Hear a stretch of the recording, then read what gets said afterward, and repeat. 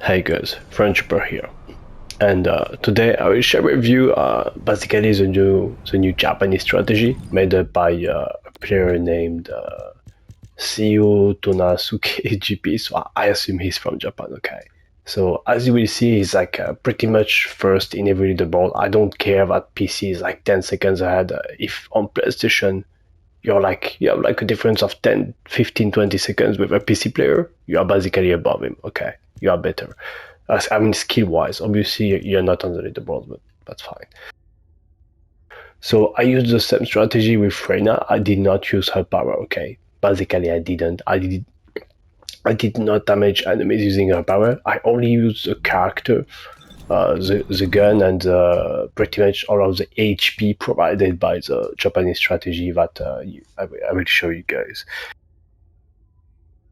So there's a few components, I would say, of these strategies, like a few things you have to pretty much make finishing stage 35 or stage 5, however you guys want to call it. Okay, with any character, it doesn't matter who you're playing, as long as you have the build, you fine. Okay, and I will showcase that to you guys in this video.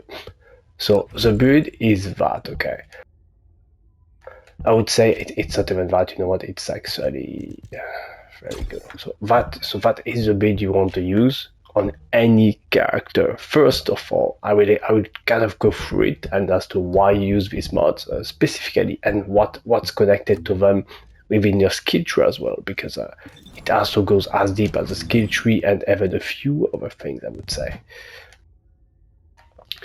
So first of all, basically you want to be as tanky as possible, but not just tanky, because this is not enough. Okay, a lot of defense. So normally you should reach something like 26, 28,000 defense if you have the right mods. So shield conversion defense and increased defense.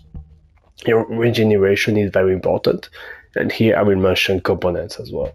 So regeneration boost along with a selective recovery and safe recovery. So a whole bunch of recovery stuff. Okay.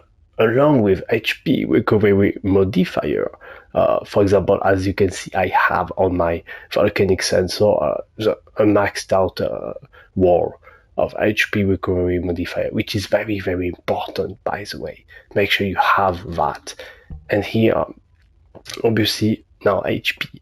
So here, a maxed out HP component, okay, with some MP recovery out of combat, because why not? Sorry, still a bit sick. But I have HP collector, increased HP, and the Steam accelerant. We don't care about MP here at all. Basically, it's all about having HP and a build that works on everyone. Okay, so there you go. Mid-air maneuvering is fairly important too.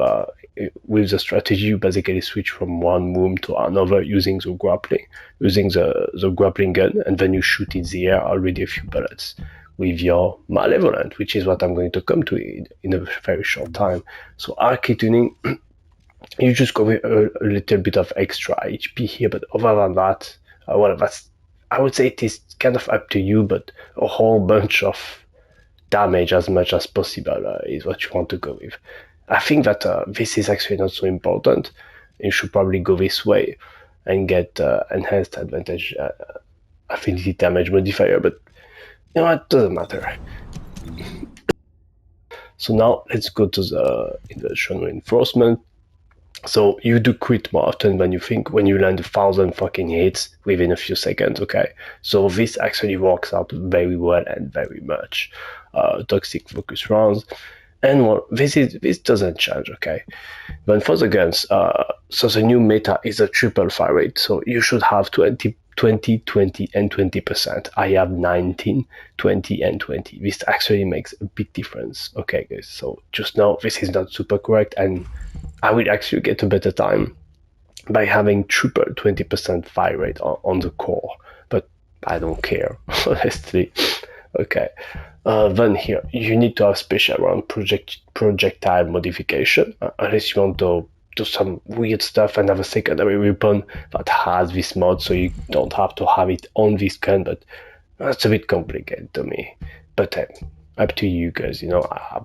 If I was a bit more courageous, I probably will go with that, but nah, no thanks. So here you can go with poison priority, but not just that. Okay, you can switch it up with Veil Analyzer, which is just as good, but honestly on console with so much fire rate makes my console fucking glitch and I can't aim properly already. So using Veil Analyzer, which relies on your aiming skill, is very, very tough to me and not really worth it, I would say.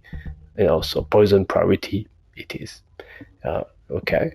The last dagger, I should use that a bit more often to finish off some hordes, but it's okay.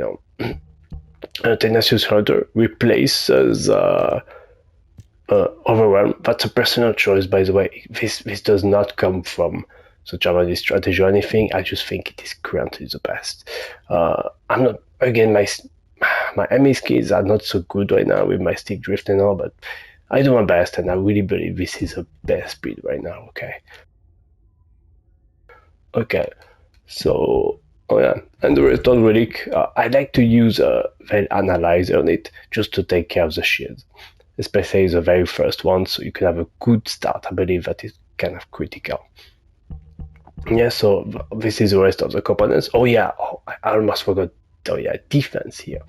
Defense is the defense you have on this component is what these two modes, shield conversion defense and increased defense, are based on. So remember to have that. Very, very important. Okay. So there we go. That's it for the Japanese strategy. Very simple, very straightforward. Maybe not so simple. There's a lot of things going on. What you have here honestly doesn't matter much, but there goes my reactor if you wanna see. So yeah, see you next video. Have fun playing. Road Erosion Purge challenge mode from 1 to 5, whatever you want, and just try this strategy. It's fairly simple and makes, I would say, the mod kind of fun because it is still a really, really hard mod unless you're playing with a few specific characters, I would say. Yeah, so see you next time. Bye bye. Thanks for watching. But yeah, like and subscribe as easier too. Why not?